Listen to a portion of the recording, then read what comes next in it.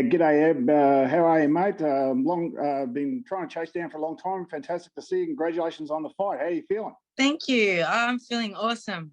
Pumped. Yeah, I know. I've seen you in the social media, mate. You're ready to go. So, Yep. This is a massive opportunity for women's boxing back home in Australia, because I think if my research is correct, you'll be one of the first, if not the only, women to compete for a world title in England. And if you bring that home, that's going to be a massive achievement. That'll put you up there with the likes of, Diana Prozac, Susie Ramadan, Shannon O'Connell just won a world title the same day that you fought Carol Earl. You must be feeling pretty pumped. This must be a huge honour. Yeah, definitely. Like some of those girls that you've just named, they were like pioneers in Oz boxing, and to be able to kind of follow that and do something as well, like in nowadays and in the current times is really cool. I'm excited, obviously being on Matchroom as well. All of it's just really amazing, and all the hard work and everything that I've been putting in is just coming to fruition, and I'm excited to put Australian female boxing back on the map. Absolutely. And if you win, are any of those girls, Shannon, Susie, Shanika, Amy Adams, going to be potential opponents if you bring the title home? Well, I'm not really sure. Obviously, that's up to my team. I will leave that up to those guys to sort out what's next. But first things first is winning this world title, and then we'll go looking on further. Absolutely. I mean, do you feel you're at a bit of advantage considering that you only fought, was it March 13th? Definitely. Yeah. Definitely, I think it's an advantage, mainly because if I had like those, the way I felt on March 13, like that was rust. So if I had gone straight into this fight like that, it would have been very different. But having that, getting that, that ring rust out, even the nerves from like a first fight in so long, now I'm just so relaxed. I'm like ready to do it again. I can't wait to crack skulls. Yeah. Well, we can't wait to see you in the ring on Saturday. Where we've got our Aussie support behind you, Ebony. Good on you, mate. And bring it home for the Aussie girls. You're welcome. Look forward to speaking to you again, mate. Yep, after when I win. Thanks, Jason. If we go to Jonathan Nagyoff from Pro Boxing Fans next, please. Hey, Ebony, how you doing? Hey, I'm good, thanks. How are you, Jonathan? Very well, thanks. I'm interested to know sort of how, from your perspective, you've built your sort of social media following, because I feel like in the last year, a lot of people in the UK especially know a lot about you. I remember even at fight camp, people asking Shannon Courtenay questions about when she's going to fight you. Yeah. So from your perspective, how have you sort of built your profile? And for those, nowadays for fighters, how important do you think self-promotion is?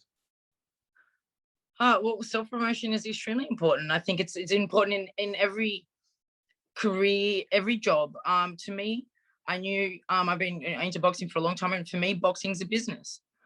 When you open a boxing, when you open a new business, a cafe or a restaurant or a air conditioning service, you need to promote yourself. You need to promote. I don't have a promoter, so who's going to do? Wait for a promoter to sign me to get my name out? No. So I thought I'm going to take initiative and use what I got, what we have these days, social media, to do what any normal business and person that's trying to build a business or build a brand and get my name out there and push myself by doing hundreds of interviews during COVID, when what else was I going to do? You know what I mean? And also just being obviously active on Twitter. And I think it's just, my banter, I just don't hold back. I say what I want.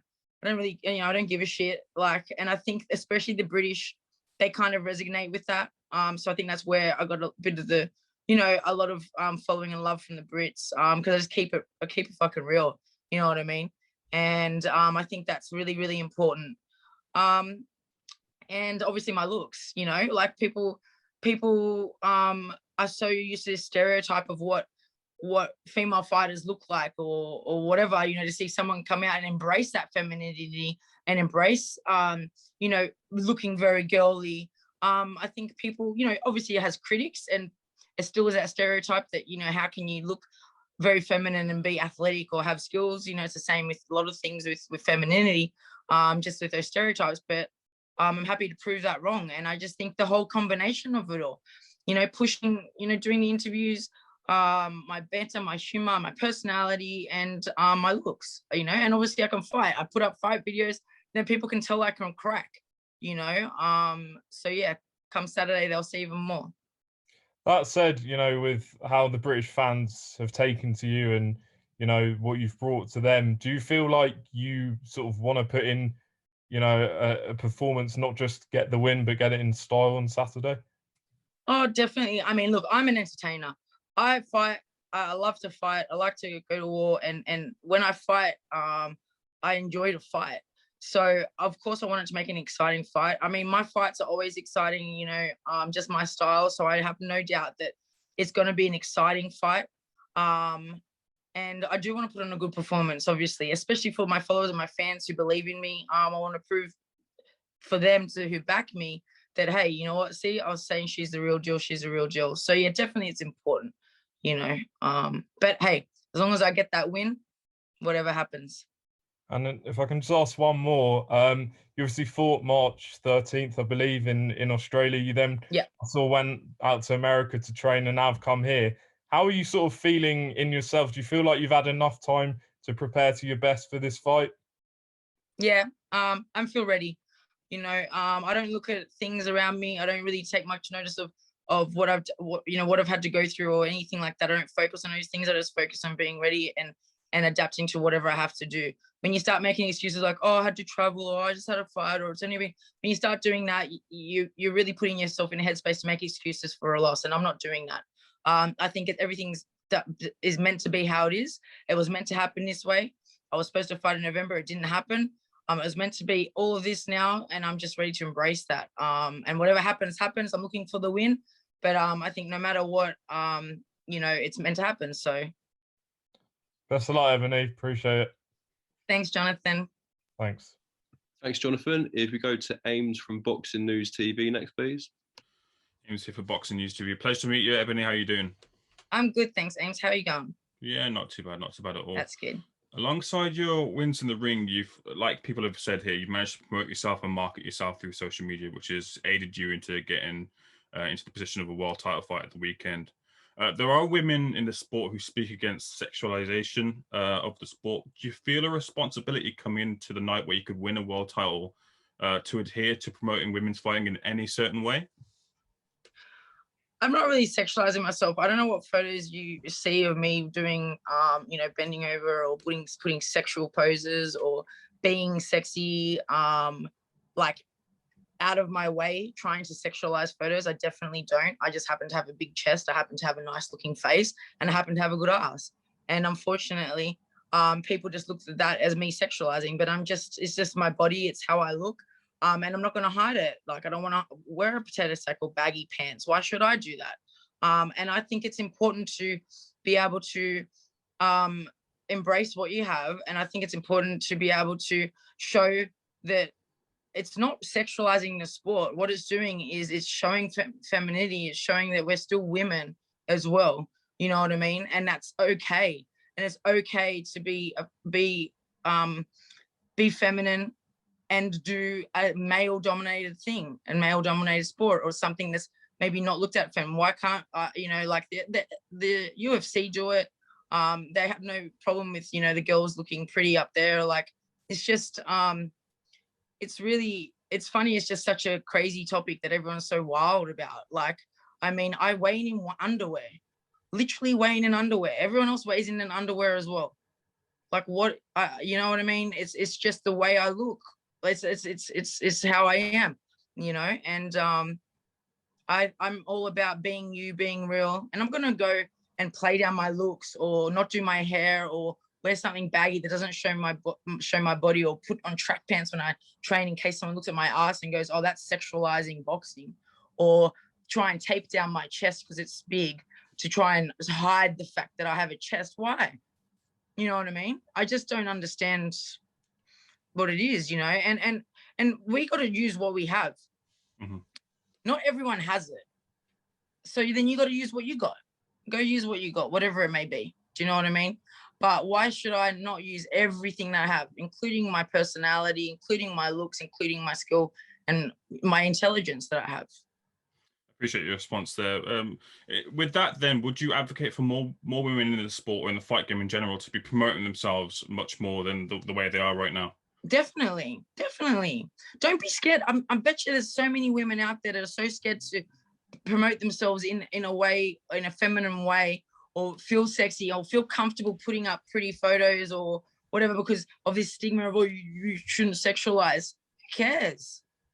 Who cares? Like, you be you. And if someone wants to sexualize that and turn that into something and they want to make that sex, that's up to them. That's not you. You know what I mean?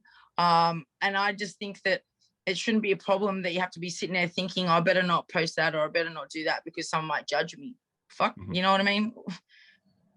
I just think that judging, I think people should just be able to do whatever they want, promote themselves however they want, and feel comfortable in their own skin, doing their things without judgment. Fair enough. And final question to you. You've mentioned in other interviews about getting like a crazy amount of DMs from people asking you to knock out Shannon Courtenay because of an apparent dislike for her. Is that a sentiment that you share? So, as in something that I want to do? Do you dislike her? Oh, not really. I mean, you know, I don't know her really to dislike her.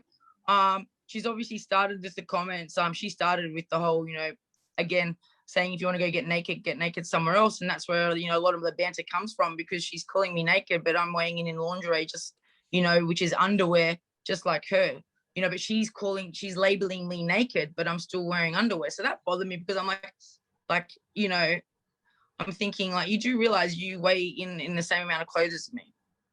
You know, there's just a difference with how we look. So yeah, I there's not a real hate. It's just like, you know, and especially coming from someone like her who has used her looks, you just have to take one quick look at Instagram to see that she's all about posing and looking good as well. And someone that's obviously being judged as well because of her looks and getting places because of her looks, for her to throw it back on me and say, you know, oh, you know, you're not taking it serious because I like to look good. Like, it doesn't make sense coming from her in particular. It's like, yeah, but hey. Appreciate responses. All the best for the weekend, Ebanie. Thank you. Thanks, Ames. If we go to Steve from Boxing UK next, please. Hi, Ebanie. It's Steve from Boxing UK. Steve, mate, how you going? I'm all right. How are you? I'm good, thank you. Ebanie, in the previous call, Shannon's just said that winning the world title can't possibly mean as much to you as it does to her. Can you tell us why she's wrong? I don't know how she thinks it's more important to her. I mean, you know, I've been grafting as well. Like, this is important to me. It's not just important for me. It's important for the message that I want to send as well. That, hey, you know what? You can be feminine and you can be this way and you can win world titles and you can box well. It's more than just about me for this as well. You know, I didn't travel. I didn't fight just 4 weeks ago. Travel across the road, give up my job, travel across the road, travel across the world to Philadelphia to finish off a camp, to then travel again to London because it doesn't mean anything to me. If it meant nothing to me, I would have just come straight to London after a 30-hour flight and just gone, fuck it, let's go for it. You know what I mean? But I'm making all these sacrifices, and I constantly make a lot of sacrifices. I'm not got no promoter like Shannon, you know what I mean? And have people doing things for me. Everything I do, I got to do for myself. And that's that hard work that will pay off once I win. Another thing you've said, and it's been touched on earlier, there's a lot of British fans are rooting for you this weekend. Yeah. Which is strange when you're fighting a British girl. Yeah. Why do you think that is? You know what? It's probably because, you know, I keep it real. I'm not a drongo or a bell end, you know? So I think that people just want to tune in because they like the realness, you know? And people can give me much shit as they want about my, you know, the way I talk or the way I present myself. The fact is I'm real, you know? And people can relate to that. And I give my fans time and I give my fans appreciation because truly this sport is about the fans. Without support of fans, we don't have boxing. Last one, how's it going to go on Saturday? Oh, you know what? I honestly think that the fight, it's going to be obviously a grueling fight. But I think that the fight's definitely going to be exciting. from both ends. If she can actually take my punches, then by the end of it, I'm pretty sure her face is going to look like a drop meat pie, but we'll see. Ebony, best of luck at the weekend. Take care.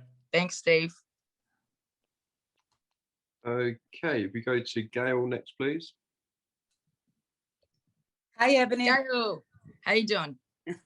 I'm good. How are you? I'm good. I'm here on behalf of Women's Fight News. First question I wanted to ask. Now, you were at home. You were preparing for your fight with Carol L.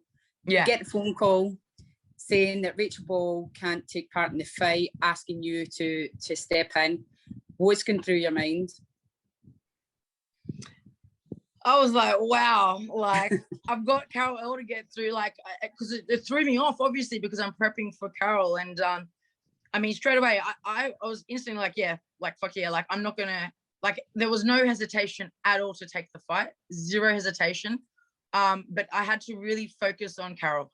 I had to make sure that even though I had this fight and I was very confident in it, I had to make sure I stayed what was in front of me, because I did have to get through Carol first. So that was just, sometimes my mind will drift off, but I put like photos of Carol L around my house, like posters of her everywhere. So like, I'm just looking at her the whole time. And then obviously when the fight won, I finished, I ripped her all off. And then that was full focus for Shannon Courtenay. I think I was excited. I was like, hell yeah, like this is a fight that the fans want, you know. I think stylistically, the fight's going to be very exciting. So yeah, I mean, I was super pumped, but I had to calm down from getting excited about that and just focus on Carol. Were you at all concerned that it was so soon after your fight with Carol?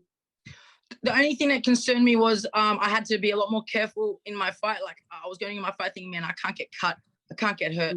I have to win. I had all these extra pressures. You know, it's not like I just can go and win. I had to think about, okay, like, be very careful, no head clashing, you know, be smart with things, because like just one little injury is going to blow it out the water, you know. So I think it just put a lot more pressure on a tune-up fight. You know what I mean? So yeah, but it's definitely prepared me. Yeah. You've obviously got a huge social media following, a lot of them from the UK. Yeah. What's it like to finally be in the UK fighting, knowing that although there's no crowds, all your UK fans are going to be tuning in? Honestly, my heart, I'm just so happy to be here. I'm getting so many messages saying like, welcome to the UK, and, you know, like just wishing me so much love and blessings. And I'm just overwhelmed with the amount of love and support that I have. And with having my fans behind me, you know, even though they can't be there, having that feeling of support, it really helps. And it just makes me really excited to fight and put on a great performance for everyone, you know. So yeah, I absolutely love it. It's special. I feel like it's so special. Yep. Well, best of luck. Thank you so much. We'll all be watching. Thank you. And hopefully catch up with you later, Ebony. Take care. Take care, girl. Thanks. If we go to Andy from Boxing Social, sorry, next, please. Hi, Ebony. How you doing? I'm good, Andy. How are you? I'm good, thank you. I'm very good. I was going to talk. Sorry, I'm so sorry. It's okay. Hello. Yes. Yes. Okay. I'm just on a call. Can we just sort this out later? Yes, thank you. Bye. Hope it wasn't a positive COVID test, Ebony, after all this. No, it wasn't. I got a delivery. Ebony, I just want to kind of talk a bit more about the fight on Saturday. I know you've spoken about a few other topics so far in your time with us. Just kind of touching on it. For those who haven't been able to see you or one of your fights so far with regards to your UK fans, what should everybody expect to see from you on Saturday? Fireworks. Honestly, I'm a pressure fighter, like naturally a pressure fighter, and I'm very heavy-handed. But I can do a lot of things. You know, whatever I need to do. If I need to box, I can box. you know, if I need to sit in a pocket, I'll sit in a pocket. Obviously, for me, I love the pocket, but I don't think Shannon will be able to bear the storm and sit with me and punch. But if she does, it's going to be even a more exciting fight. But I just feel like it's going to be me a bit of cutting off the ring and chasing and yeah, going over for that knockout. You know, I don't play with my food. I'm there for business. I'm there to hurt you. You know, I'm not like that boxer in and out style where I just want to score points. I want to hurt you. You know, that's boxing for me. You boxed back in March, as it's been spoken about. How key do you think it was to be able to get out once, just to shake off any cobwebs and continue training throughout this period? Man, that, not just like obviously having the fight, but that particular fight, especially because I was against such a tough opponent. Like, she was so durable, for me, because I hadn't gone past 6 rounds, and I only done 6 rounds once. Before that, I was like, I've only had a couple of rounds of fights. It was very important for me to get those 8 rounds out. So as much as I want to finish the job, I'm glad, and I feel like everything happens for a reason. Like I say, that she was durable, and I was able to get those 8 rounds out and prove myself and shake off that rust. Because I felt like the first couple of rounds, especially the first 4 rounds, like I was just, you know, like going in there and fighting, and then I started to, you know, box and use my smarts a little bit. And I think it was definitely key. And it's definitely made me a lot more confident coming into this fight. And feeling like, you know what, I got all that out, and now it's going to be like, it's going to be on, and I should be good to be completely how I want to be. You said you don't play with your food. You're an entertaining fighter. You look to stop your opponents. With that in mind, if it was to go to the scorecards, have you got any concerns at all? Because certainly, you know, over the past few months, especially over the last couple of years, rather, it's certainly been spoken about with regards to some decisions which haven't gone the way of the away fighters coming over to the UK. Is it a concern of yours? Not a big concern of mine, because I think even my work rate, I'm a very high pace, very high work rate fighter, very accurate and precise. So I think even on points, I'll win on points. But I mean, Matchroom's had a lot of upsets lately, you know. So I also think that, you know, I'm really not too concerned. And whatever happens. And hey, if I get robbed, I'm sure the public will have something to say about it. And it's just what happens to how it happens. You know what I mean? But I don't see it going to points. I know you won't want to look past Saturday, but in the call with Shannon, you know, she said if she beats you, she's looking at the Rachel Ball rematch for herself. If you were successful, what would be next for you? Yeah, Rachel as well, I think, because I think it's really important to fight Rachel after beating Shannon. Because for me, beating Shannon, yeah, I beat Shannon, but Rachel beat Shannon. So it's not that special. Like it is, don't get me wrong, like it is. But at the same time, I won't feel like the champ or you know, the girl until I beat the girl that beat Shannon, you know. So I think fighting Rachel is and she's my mate and she deserves a shot, you know what I mean? She was supposed to have it with me originally in November, and then she was supposed to have this one. So yeah, I definitely want to, you know, give her that opportunity and prove myself that, you know, I can beat Rachel as well. Ebony, best of luck on Saturday. Thank you. Thank you, Andy. Thanks, Andy. If we go to Cynthia from Ring TV next, please. Hi, Ebony. Can you hear me? I can. Hi, Cynthia. I hope you're well. Good. I'm Cynthia Gonte from Ring TV, Ring Magazine. I've been following your career, surprisingly, during COVID. And I remember you did the KO artist win by KO. My friend, that little what is that called? Oh, I love that interview. Sorry, that was my favorite interview. Yeah. But you know, it's funny because when I hear all the banter about being sexualized, you know what? Kudos to you. You have a banging body. You've worked hard. You were a bodybuilder, and this is great for the sport, for women's sport. Who cares? When I hear what Courtenay, Shannon, and you have to say, it is so great for the sport. You guys work hard for your bodies, and I commend you both. Now, he asked the question I wanted to ask, but I want to go more into it. If you were to describe yourself in 3 words, what would you describe yourself? In 3 words? Yeah, 3 words. Ooh. Driven, effervescent, and dedicated. All right. And you talked about the type of fighter that you are. You're an all-around fighter, comfort fire, pressure fighter, and you can box. 3 fighters that describe who you are. Chavez.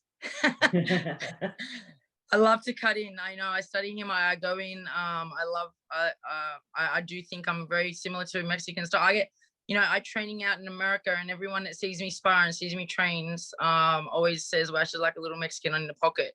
So I'd say that probably like the Salvador Sanchez, he could do a bit of everything. So box in and box out, and maybe Triple G or Canelo.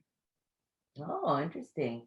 All You'll right. see. Now for women's boxing, it is on the rise, and it's unfortunate that some people use a sexuality as a crutch.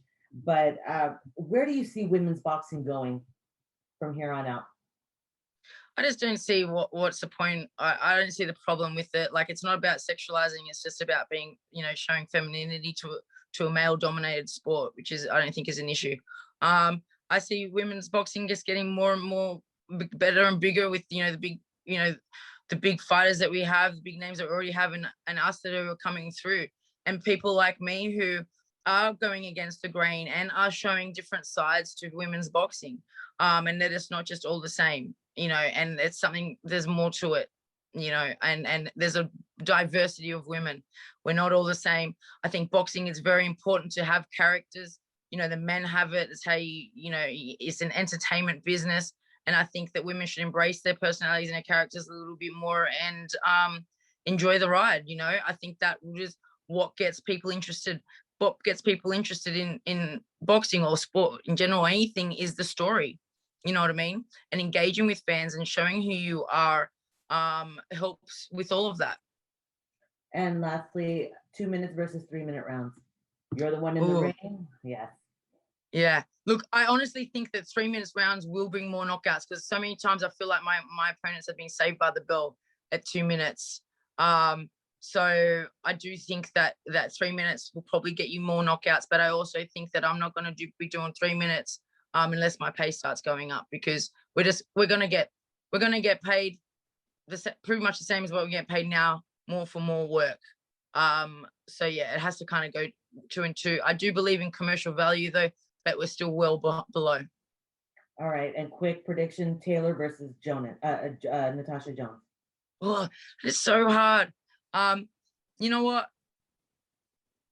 I'd love to see Tash win that. That would be amazing. But I think Katie Taylor will edge that. But I think it will be a very good fight. Very, very, very good fight. All right. Well, best of luck to you this Saturday, and be safe in the ring. Thanks, Cynthia. Thank you. Thanks, Cynthia. If you go to Dona Corby next, please. Hey, Ebony. I was asking Conor Benn earlier, because he's been training a little bit with Darren Till. Is a transition over to the cage something at any point you might be interested in fighting mixed martial arts? Oh no. Zero interest in MMA. I don't even watch it. Yeah, I don't. But I get asked this, and my answer is I would probably transition to bare knuckle boxing before I did MMA. It appears that pay-wise, bare knuckle is pretty much the place to be for women, isn't it? Yeah, it's definitely where the money's at. But I don't really fight for money. You know what I mean? I've got my goals that I've set in boxing, and once I've done that, then I would probably do the transition. What does boxing need to do now to catch up with where MMA is in terms of the women's side of the sport? More promotion, more accepting. It's still a very man's sport. You know what I mean? And I think that embracing women and our femininity and promoting us in all kinds of ways, and telling our stories and and getting. I feel like America needs to get on board. I feel like America's lagging a little bit when it comes to female boxing promotion. I feel like when they jump on board a bit more seriously, and not just because they think they have to, but like genuinely, like Eddie Hearn has. When we have big promoters like Top Rank and Oscar De La Hoya really genuinely pushing women's boxing, Showtime, PBC don't even have female fighters. When we start seeing that in America, I think that's going to really help. Because at the moment, I feel like it's just Eddie. Last one for me. You mentioned Oscar De La Hoya. I want to hear your thoughts on him coming back to the ring. You know what? If he wants to do it, good. I Oh, feel he's like confirmed it. He's fighting on the same promoter as Jake Paul. Yeah, I mean, look, like I said, if you want to do, everyone should be able to do whatever they want to do, and I'm happy for him. That's what he wants to do. I mean, I feel like as a fighter, it'd be very, very hard to give it up. It really would be. So hats off to him if they're going to come back and have a fight, and that's what they feel like they want to do, and they're going to do it.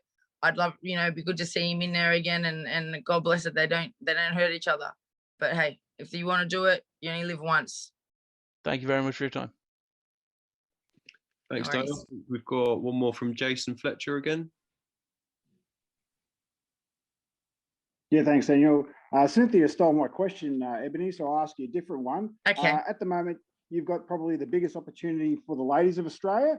Yep. Your prediction for our good mate, George Furious Cambosis Jr. against Lopez, because I think Lopez is in for a bit of a shock. Georgie is going to hammer him.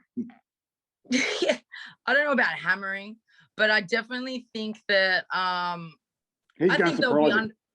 I think they're going to underestimate George for sure, and I think just like me, that underestimation by the team is going to work in his advantage. But I still see Teo pulling that off. If George wins that, it would be something very, very special. And I wish him all the best. But my genuine prediction is I think that Teofimo takes that. Yeah, fair enough. Well, once again, good luck to you and Shannon on Saturday. Bring home the title, mate, and we'll catch up when you get back home. Thank you.